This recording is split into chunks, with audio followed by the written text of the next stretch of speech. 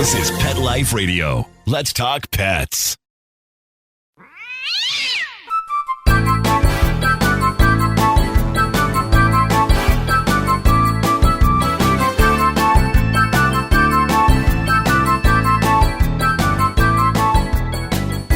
Hey there, cat lovers. Welcome to 9 Lives with Dr. Cat, and I'm your host, Dr. Catherine Prim. I'm a small animal veterinarian and dyed-in-the-wool cat lover. So today it is spring, so I want to talk about kittens because kittens are one of the highlights of spring for me. And so I have invited my friend Dr. Courtney Campbell to come and chat with us today.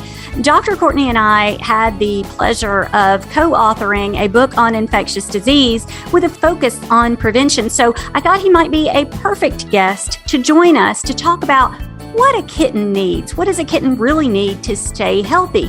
So we'll be right back with Dr. Courtney Campbell after a quick break. Take a bite out of your competition. Advertise your business with an ad in Pet Life Radio podcasts and radio shows. There is no other pet-related media that is as large and reaches more pet parents and pet lovers than Pet Life Radio. With over 7 million monthly listeners, Pet Life Radio podcasts are available on all major podcast platforms, and our live radio stream goes out to over 250 million subscribers on iHeartRadio, Odyssey, TuneIn, Stitcher, and other streaming apps. For more information on how you can advertise on the #1 pet podcast and radio network, visit PetLifeRadio.com/advertise today. Let's Talk Pets on PetLifeRadio.com.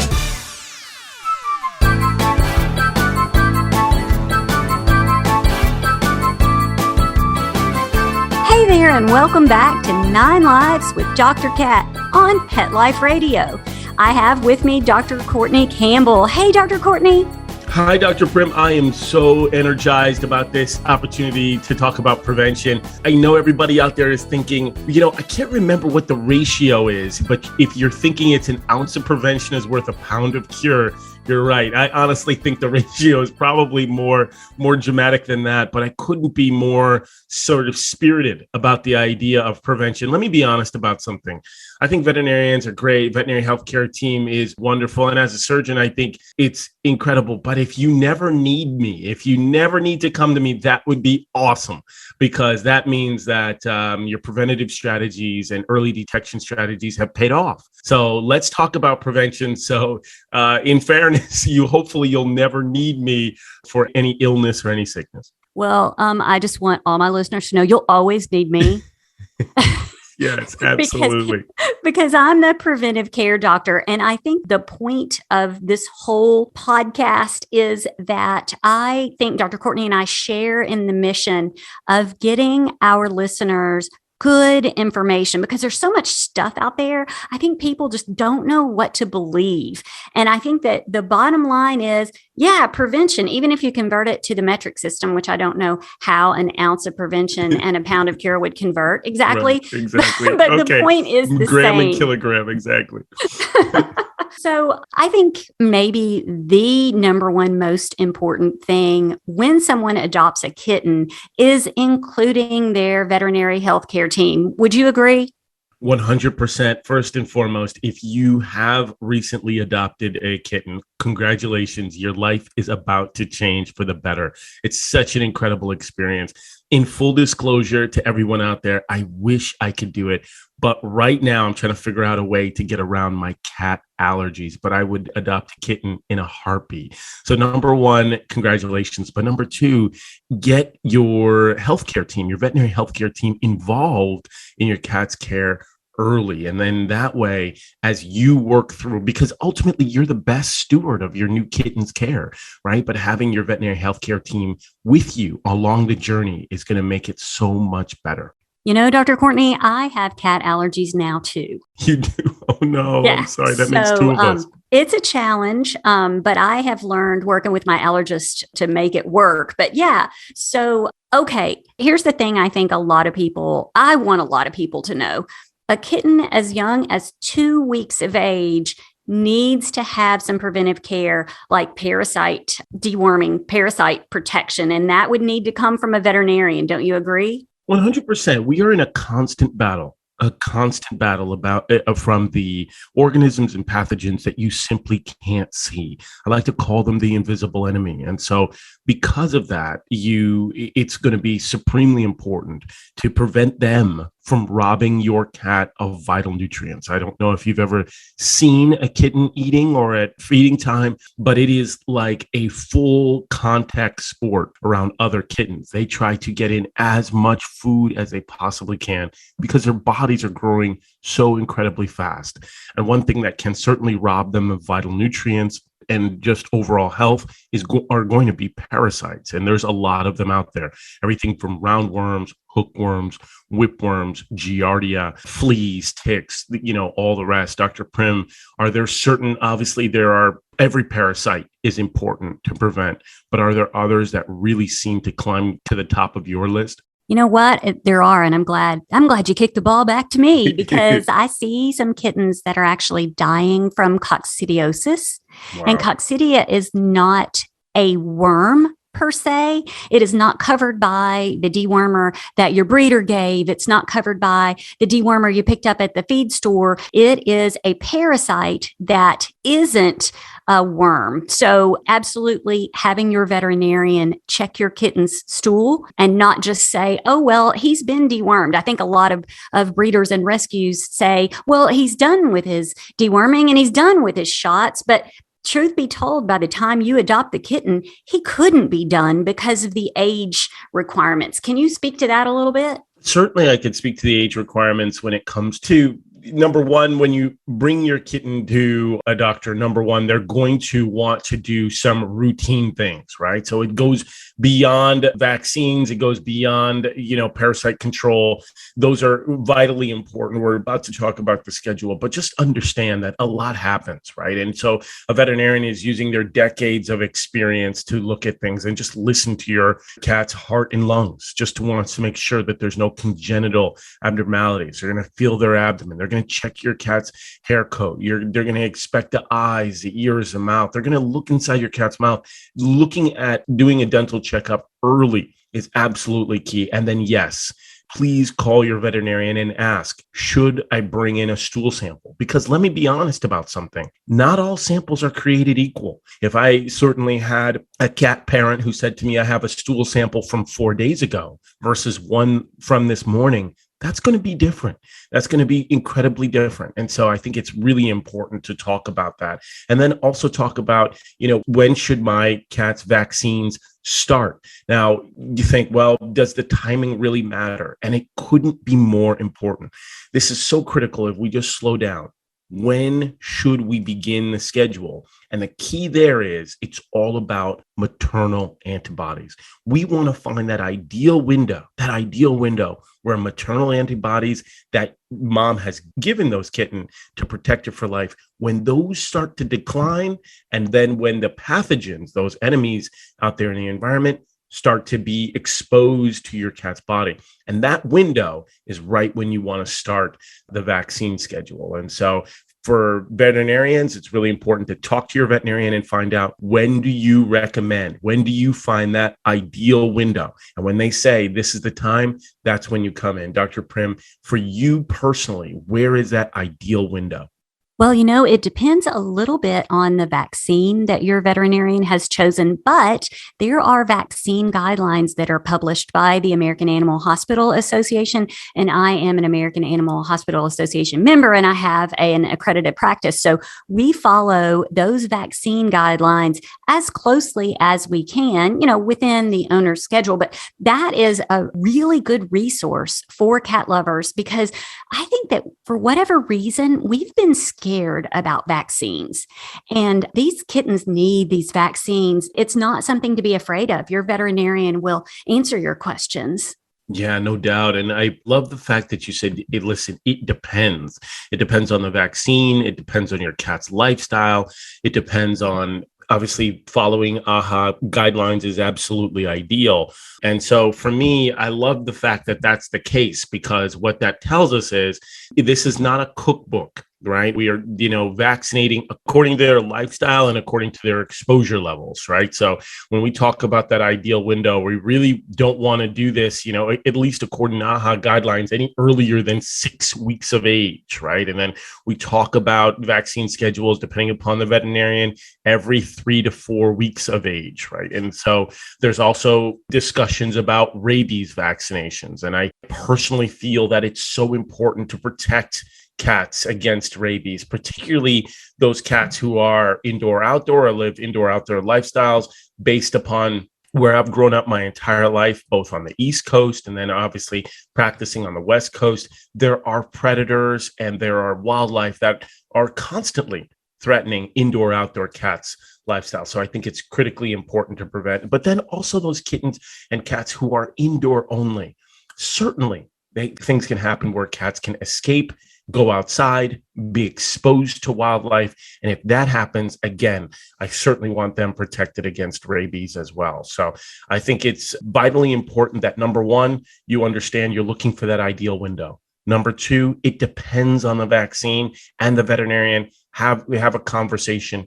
And then number three, there's guidelines, the AHA guidelines that help guide that. And then, of course, it is going to be about their lifestyle, vaccinating according to their lifestyle. Okay, so I think we've covered a lot of really important things with parasites, of course, and vaccination. But another important thing that I think is still out there is feline leukemia. And I know I recommend for all of my kittens that we test for feline leukemia because a lot of rescue groups are unable to afford to test the entire litter.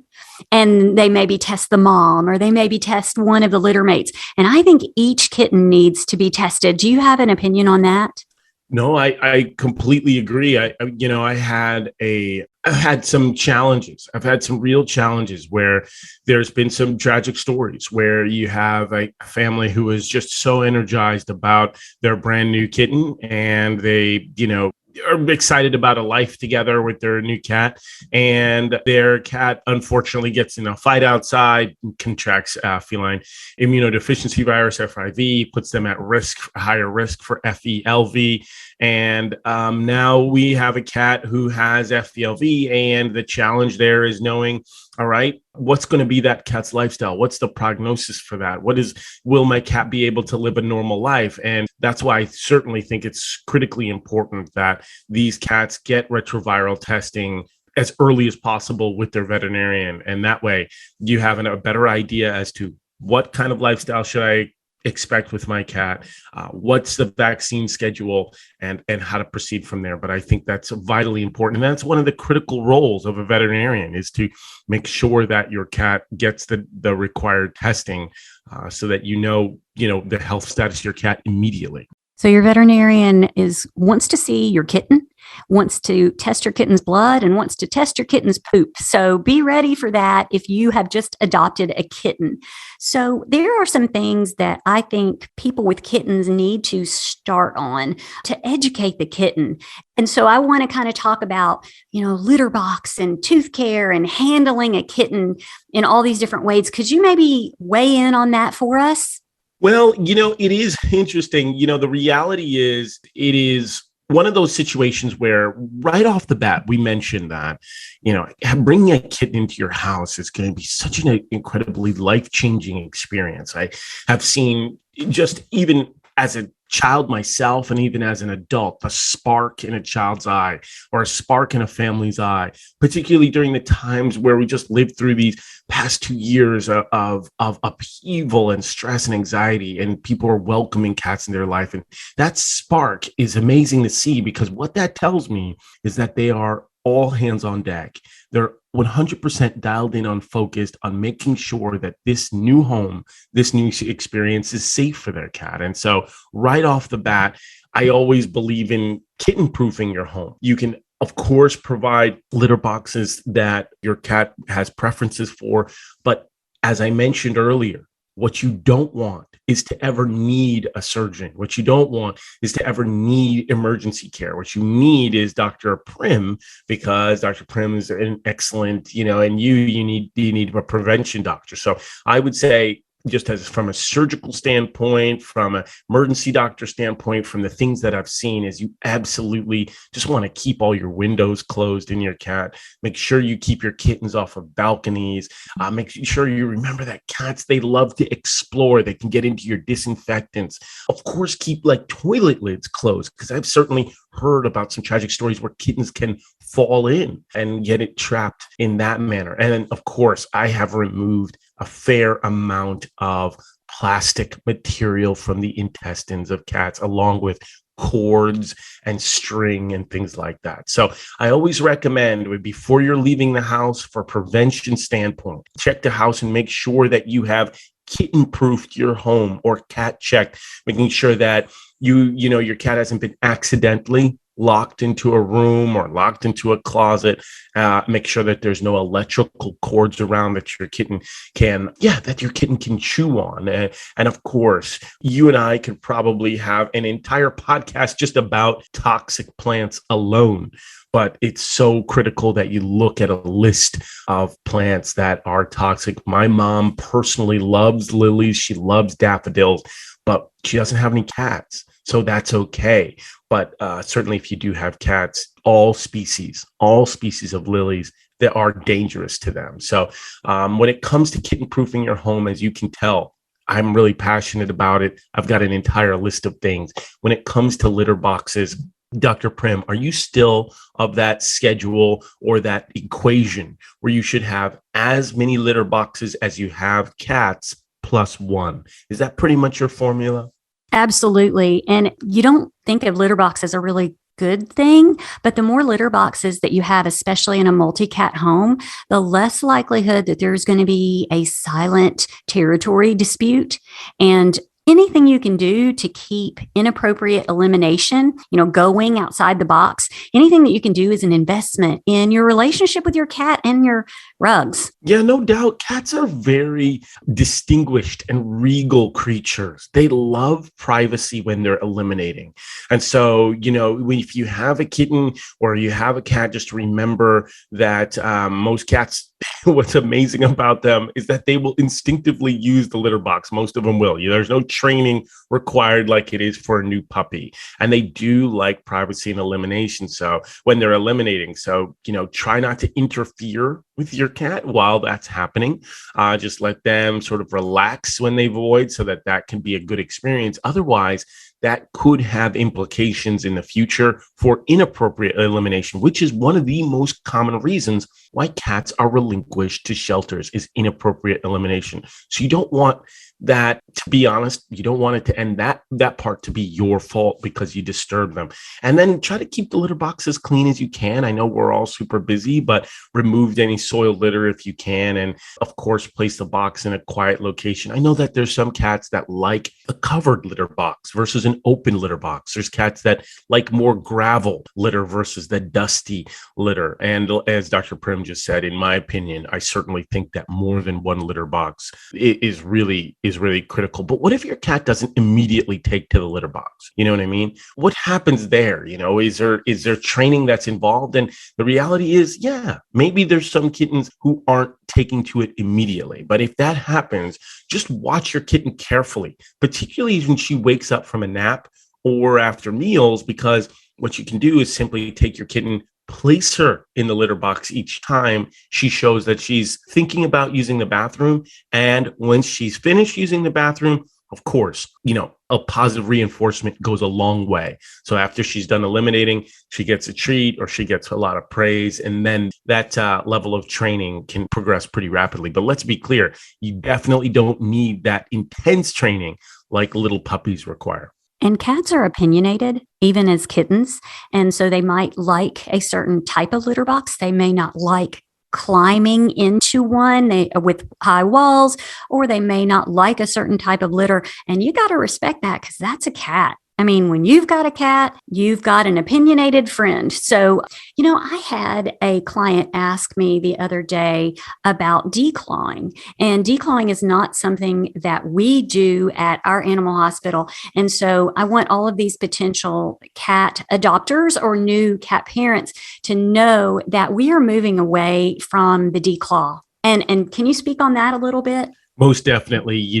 There's a reason why several counties all across the nation are banning and outlawing declawing. And that is because there's a huge contingent of people who are starting to really wrap their minds around what a declaw actually means, what a declaw actually is.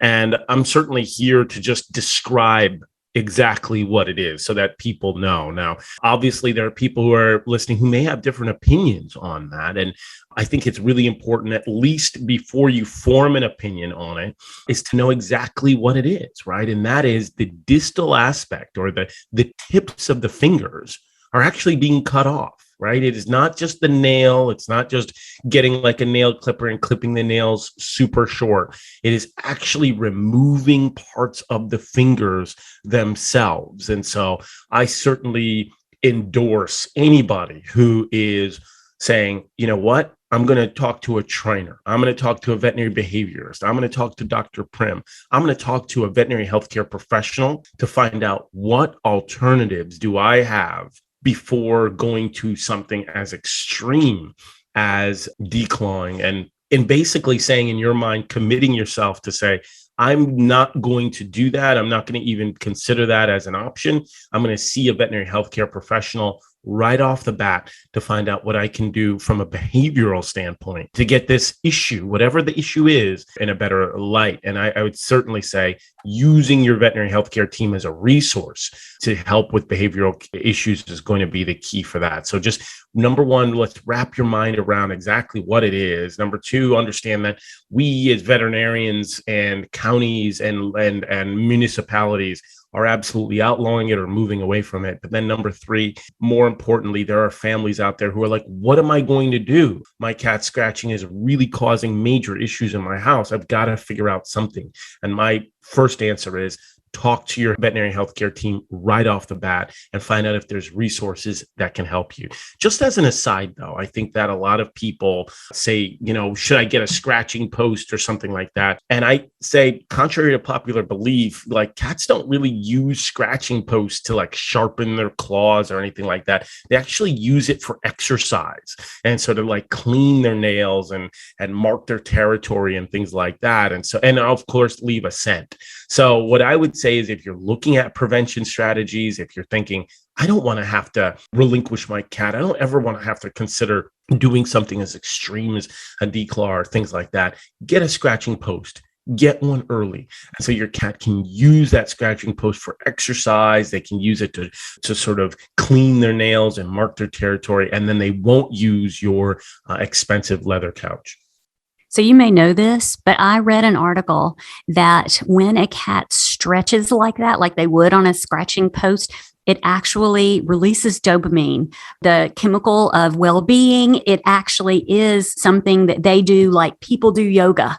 That's incredible. That's isn't that absolutely cool? Incredible. You mentioned that cats are opinionated. I was about to say then that's probably why they get along so well with humans, but because we're very similar. But now that I hear that scratching post, that stretching releases dopamine just like yoga, well, then there's another similarity there too. And that makes us even more similar. Listen, we're all just a planetary tribe of mammals, man. We're so similar. And the more every day I find out something else that makes that human animal bond just so strong. So this is a new one. Cat scratching post is like feline yoga. I love it. I loved it too. I was like, okay, I can use this information. So I hope all my listeners can use the information that we have exposed them to today. I wanted to reiterate that there are published vaccine guidelines available from the American Animal Hospital Association, and they have a portion of their site that is pet owner friendly. You can do your own research and then ask your veterinarian about what you have found.